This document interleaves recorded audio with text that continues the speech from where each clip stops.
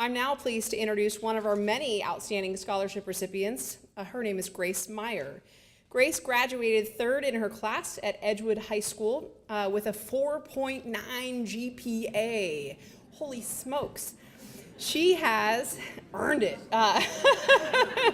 She has served in numerous leadership roles at UC Blue Ash, including student ambassador, career peer, and student orientation coordinator. Grace started college in the fall of 2014 at UC Blue Ash in international business, business Spanish, and pre-law.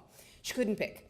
After a long debate and a little courage, she switched her major to neurobiology and neuropsychology to follow her true passions, with the hopes of attending the University of Cincinnati Medical School and becoming a pediatrician specializing in children with developmental disabilities.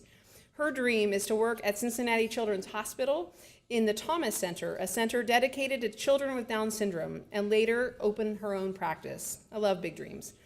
Please join me in welcoming Grace Meyer to share her words with you. Grace.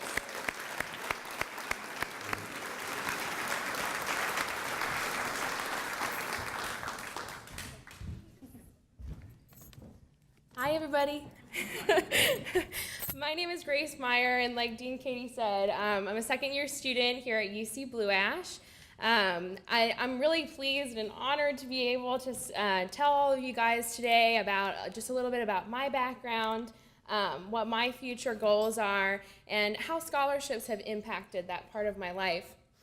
I grew up in a very small town, and from some of the people that I've talked to today, I say small town because nobody knows what I would be talking about if I told you Trenton, Ohio. Very small.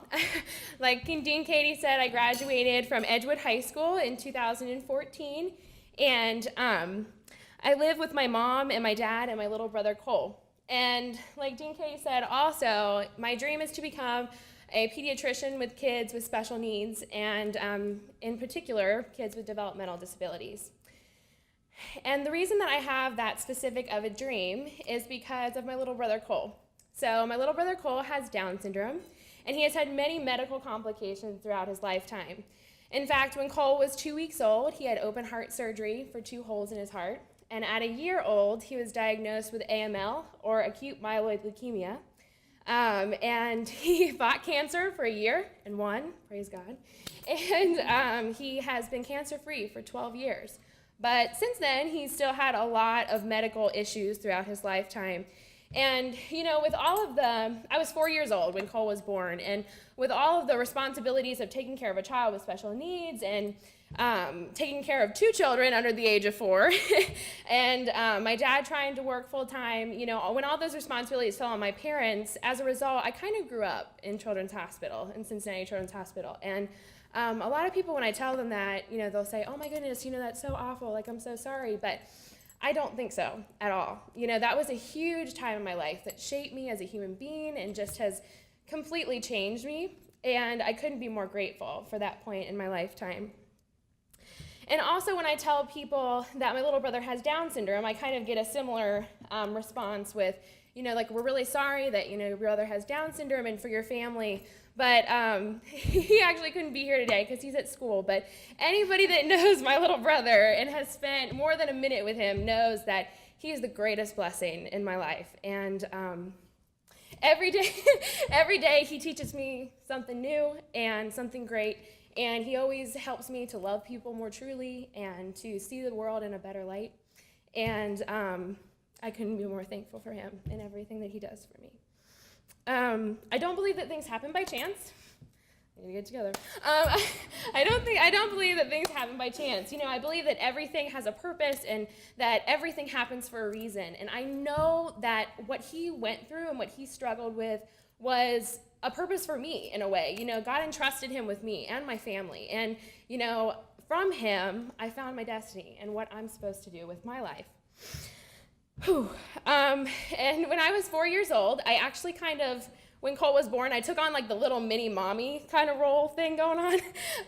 And I have always stuck with that mentality since he was born. You know, the people that know me from social media think he's actually my child, and he's not, because I'm like, oh, my little baby, or my boy, or, you know, and in a lot of ways, he is my son. Like, I love him with what I don't have children, but if I could imagine what a parent's love for a child is, that's what I feel for him. And it's just, when he was born, it was something that I just felt like it gave me a unique perspective. That I need to be a doctor and I need to be a part of those people's journeys, because, I know what it's like to, I see my mom crying over there and I cannot. But I know what it's like to watch your child struggle. I know what it's like to see a kid that's chronically ill all the time. And I know what it's like to watch somebody and to want nothing more than, for your kid to be okay. And I know what it's like to sit on that other side of the examination table and, have all these thoughts go through your head. And I want to be a part of helping those people. And I want to be a part of helping those people that struggle. And whose shoes I sat in not so long ago. But I wouldn't be here without scholarships. Sorry.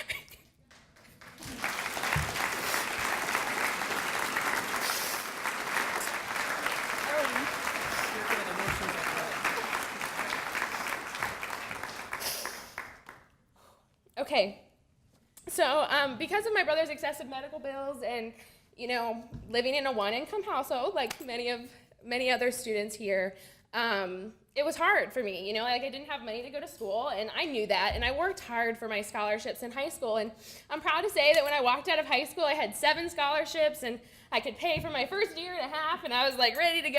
And I will say that, UC Blue Ash was not my first choice. I think that we see that a lot of times when we see students come in.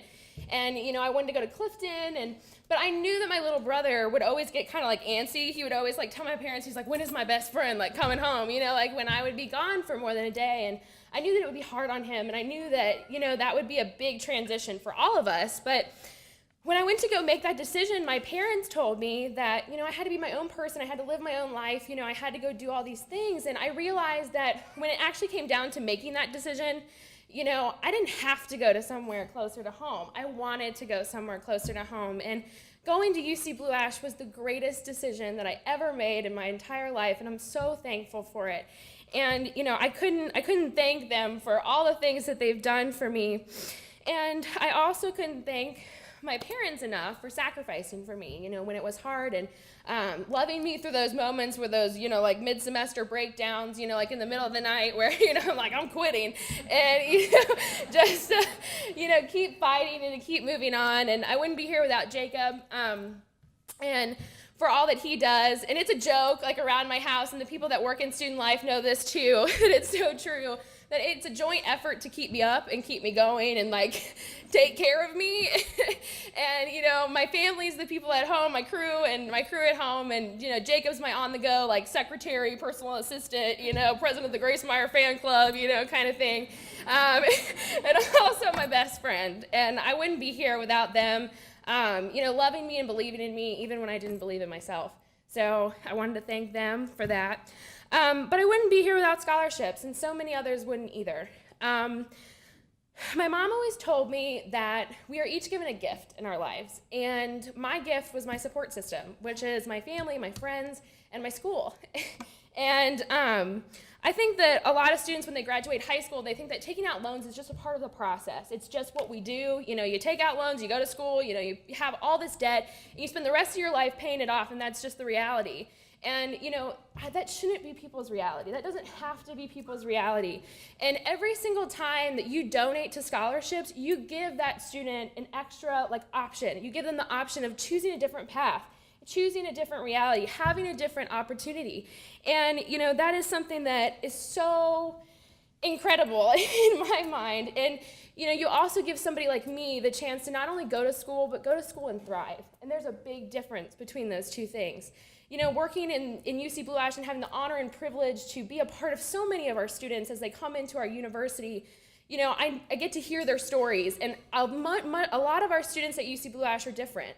They work 2 jobs, they have families, they go to school full time, and that's just kind of how they work. And so many of them, they're like, I take care of my kids during the day, I work night shift, I get a couple hours of sleep, and I come back in the morning.